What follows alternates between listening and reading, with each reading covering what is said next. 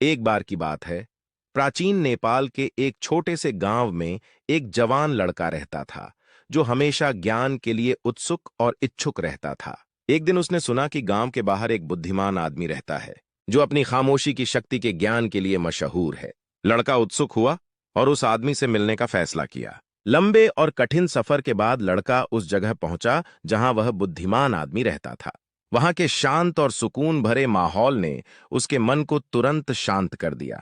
बुद्धिमान आदमी ने उसका स्वागत किया और चाय पीने का निमंत्रण दिया। चाय के दौरान लड़के ने उस आदमी से पूछा, खामोशी की शक्ति क्या होती है? बुद्धिमान आदमी मुस्कुराया और कहा, खामोशी ही ब्रह्मांड के रहस्यों को समझने की कुंजी है। यह चुपचाप के पलों में ही हम अपने आप से और अपने आसपास की दुनिया से सच्चा संपर्क कर सकते हैं।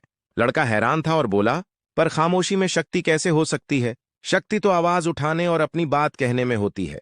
बुद्धिमान आदमी फिर से मुस्कुराया और जवाब दिया, शक्ति सिर्फ बोलने में नहीं है।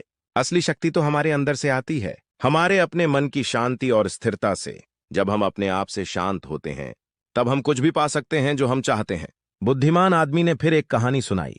उसने कहा, बहुत समय पहले एक महान राजा था, जो अपने विशाल साम्राज्य पर राज्य करता था। उसकी प्रजा उससे डरती थी क्योंकि वह कठोर और क्रूर शासक था।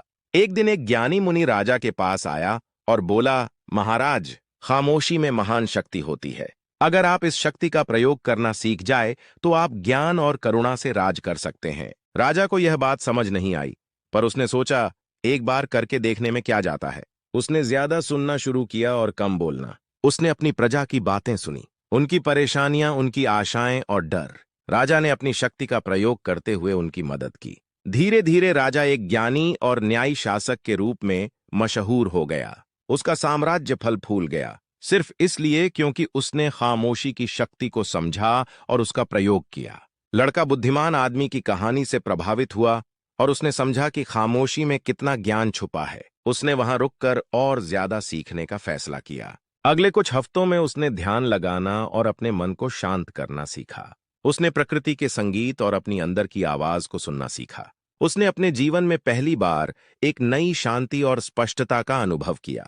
एक दिन ध्यान में बैठे हुए उस लड़के को एहसास हुआ कि खामोशी सिर्फ चुप रहने में नहीं है, बल्कि गहराई से सुनने में है। उसने समझा कि जब वह शांत होता है, तब वह ब्रह्मांड की आवाजों को सुन सकता है। उसने अपने आसपास की हर चीज के साथ एकता का अनुभव किया। उस दिन के बाद उसने अपना जीवन एक नए नए उद्देश्य और स्पष्टता के साथ जीना शुरू किया। उसने जाना कि खामोशी उसकी हर कोशिश में मार्गदर्शक होगी और वह कुछ भी प्राप्त कर सकता है जो उसने ठान लिया है।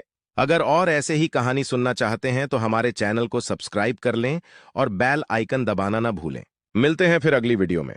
धन्यवाद।